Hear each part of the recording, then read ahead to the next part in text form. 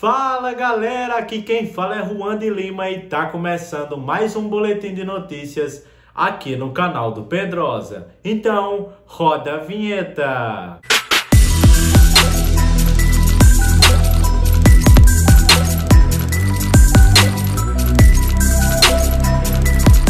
Muito boa tarde, torcedor vascaíno, muito boa tarde, torcedora vascaína. Aqui quem fala é Juan de Lima e mais um boletim de notícias aqui no canal do Pedrosa. Nesta quinta-feira, dia 1º de junho, aí tá começando o mês, né? Já deixo logo desde já desejando a você um ótimo mês de junho, que seus sonhos se realizem, seja um mês fantástico para você e com certeza será para mim e para nós. Então desejo tudo de melhor a você nesse mês. E vamos aqui também falar sobre esse mês do Vasco, vamos falar sobre o que está acontecendo nos últimos dias com o Vasco, notícias, especulações. Paulo Brax deu entrevista coletiva, a gente colocou um trechinho aqui no canal, muita coisa a gente tem para falar hoje. Desde já peço o seu like aqui no vídeo, aperta aqui no botão do gostei e se inscreva aqui no canal para não perder nenhuma informação sobre o nosso Vascão. Vou também aqui justificar, não gravei vídeo ontem, acabou que fui gravar vídeo, na hora que eu fui gravar vídeo aconteceu um imprevisto, fui puxar assim a cadeira, acabou que puxou o fio da internet. Os técnicos vieram hoje, já consertaram, a internet tá ok, por isso estou postando o vídeo hoje. Hoje também é aniversário de Pedrosa, então se você puder, deixa aqui, vai lá nas redes sociais dele, tá tudo aqui na descrição. Dá os parabéns a ele, aniversário dele, ele mais uma vez completando mais um ano, ou comenta aqui também para dar os parabéns a ele, o dono aqui do canal, meu chefe, enfim. E é isso, tamo junto aí, vamos logo para as informações. Bem, a gente tem muita coisa para falar hoje e a gente vai começar falando sobre a questão da Liga, né? A Liga do Futebol Brasileiro, aí, porque a partir do ano que vem o futebol brasileiro precisa definir quem será qual será a Liga, qual será os moldes de pagamento, enfim. E a Libra chegou a uma assinatura de 14 clubes do fundo Mubadala, que nessas condições intermediárias inclui o pagamento de 4 bilhões e um sinal de 3 milhões. E os bastidores dessa indecisão da SAF acaba que Vasco, Cruzeiro e Botafogo ainda não tomaram essa decisão para saber se vai assinar com essa liga, se vai haver sim esse fundo, enfim, existe toda essa questão, são esses clubes, os principais clubes que ainda não assinaram e está emperrando, digamos assim, toda essa questão. Existem esses bastidores de indecisão, isso porque também existe uma questão sobre a diferença sobre valores que serão pagos entre clubes que tem mais torcidas e etc. Então, por um lado, esses clubes entendem que Corinthians e Flamengo têm mais torcedores e agregam valor ao produto do Campeonato Brasileiro. Portanto, precisam ter remunerações superiores quando se trata de divisão de verbas. Então, acaba que tem esse desencontro, porque nos bastidores circula essa insatisfação, porque Corinthians e Flamengo iriam receber muito mais do que os outros clubes, então ficaria uma discrepância muito grande. Não por acaso, né, se a gente for parar para pensar, aconteceu isso desde a lei de 2010, por aí. Então acaba que talvez nessa década de 2010 até hoje, até 2022, o Flamengo e o Corinthians teriam sido, junto com o Palmeiras, óbvio, os clubes mais vitoriosos dessa década. Corinthians ganhou o Brasileiro em 2011, ganhou Libertadores em 2012, ganhou Brasileiro em 2015 e em 2017 também. Então, assim, foi uma época muito vitoriosa. O Flamengo, mesmo com todo aquela questão que todo mundo fala, né? O Flamengo se organizou, etc. Mas o Flamengo, no seu período de organização, tinha como contratar atacantes como Guerreiro, tinha folhas salariais altíssimas. Isso porque, mesmo ainda nesse período de reconstrução, mesmo com um baixo orçamento, tinha muito mais orçamento que vários outros, isso por conta da discrepância de valores pagos pela televisão. A única diferença aí é o Palmeiras, que existe todo o caso da Crefisa, enfim, é um caso à parte. Mas Flamengo e Corinthians, basicamente, nesses últimos anos, foram muito vitoriosos e óbvio que tem um motivo. E o motivo é financeiro, o motivo é essa discrepância entre valores. Então a gente tem que ver como é que está sendo esses acordos e cobrar para que o Vasco faça o melhor dos acordos possíveis para que receba tão bem quanto Flamengo e Corinthians. Isso porque se esses clubes todos já têm grandes torcidas, eles já têm capacidade de vender mais ingressos, eles já têm capacidade de vender mais produtos e de ganhar mais verba com marketing.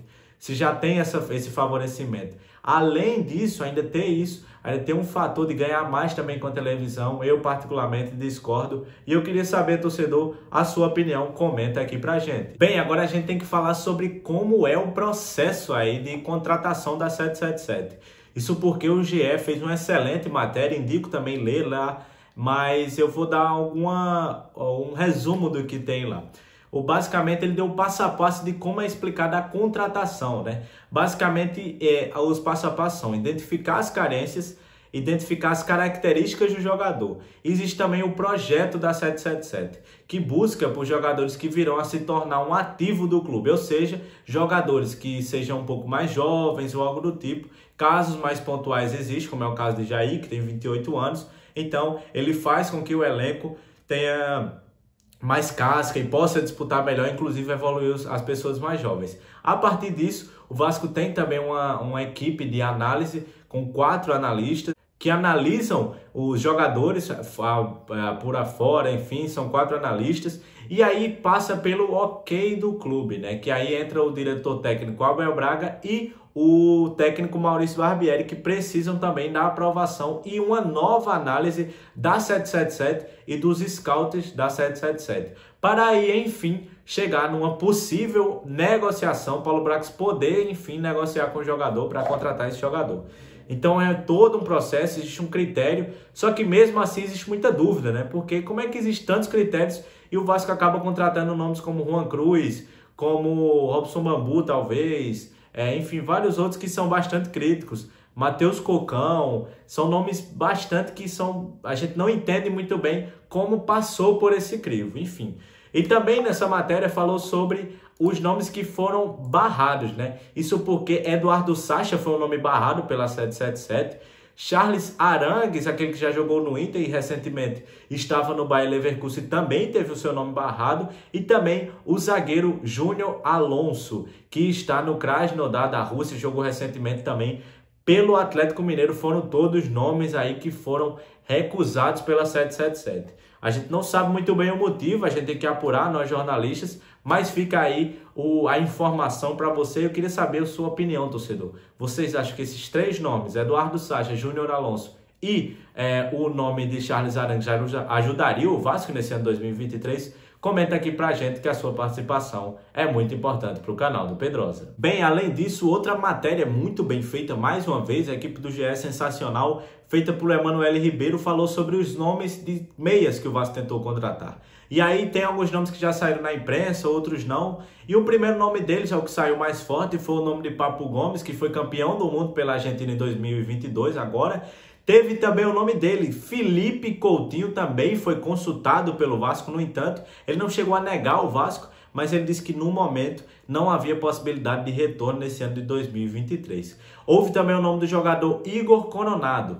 Igor Coronado, ele nunca chegou a atuar pelo futebol brasileiro, ele tem 30 anos e se mudou aos 15 para a Inglaterra, onde fez base no futebol inglês. Ele chegou a se destacar bastante na Itália, no Palermo, onde foi comprado por 12 milhões de dólares pelo Al Ittihad. O meia tinha contrato até junho deste ano e renovou até 2025. Ele é ídolo local e foi campeão saudita nesta temporada ao lado dos brasileiros Romarinho, Bruno Henrique e Marcelo Groi. Outro nome também de meia foi o destaque do Atlético Paranaense, Davi Terães, o meia uruguaio de 28 anos, foi procurado pelo Vasco no início da temporada. No entanto, Terães terminou 2022 como um artilheiro da equipe paranaense e também como garçom da equipe. Acabou que o Vasco não chegou nem a fazer uma oferta oficial, mas procurou informações sobre o futuro dele. Além disso, também o Vasco chegou a falar sobre a contratação de Isco. Isso mesmo, o Vasco tentou a contratação dele, acabou que os valores foram muito altos. Ele que jogou pelo Real Madrid, enfim, multicampeão lá fora, estava no Sevilha, jogou apenas 19 partidas, mas acabou que não deu certo de vir para o Vasco. Outro que foi muito tentado, que foi também bastante comentado, foi o caso de Franco Fagundes. Ele que é uruguaio, é um dos principais jogadores aí do Nacional do Uruguai, jogou bastante ali com o Suárez ano passado e acabou que o Vasco não chegou a um acordo entre valores. Ele tem 22 anos e marcou um gol, deu 5 assistências na atual temporada com 18 jogos.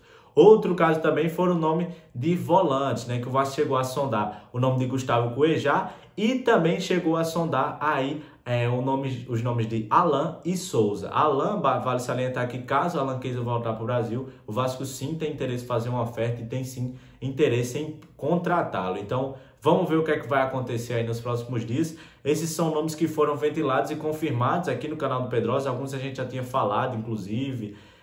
Então, vamos ver o que é que vai acontecer. São nomes bons, mas a gente espera que venham de fato a ser contratados. São nomes que acabaram que não deram certo e a gente torce para que nessa janela do meio do ano o Vasco consiga fazer uma janela assertiva e muito bem feita. Bem, agora uma informação aí do canal Atenção Vascaíno, na verdade duas deles, é que o atacante ali, ou meia, enfim, Christian Guanca, de 30 anos, que joga no futebol saudita, que jogou já por equipes como o Emelec, Chacaritas, Colón, enfim, estava aí no futebol saudita, é um grande jogador. Na atual temporada 2022-2023 fez 31 partidas com 15 gols e também 3 assistências. Ele é um jogador aí uruguaio, né? Argentino, nasceu na Argentina, tem atualmente 30 anos de idade. Ele foi oferecido ao Vasco, mas acabou que Paulo Brax recusou aí por algum motivo, a gente não sabe, essa é a informação do canal Atenção Vascaínos. No entanto, o Vasco tem interesse pelo meia Alan Ruiz, ele que atua pelo Arouca de Portugal na última temporada, o Arouca que fez uma boa temporada, chegou a ficar ali muito próximo da zona de classificação da Champions League e é um nome que vem sendo analisado internamente pelo clube. Ele tem 29 anos, já jogou por Arsenal do Sarandi, Colón, Sporting, inclusive o Grêmio. Então seria provavelmente uma boa contratação, ali atua como volante, meia.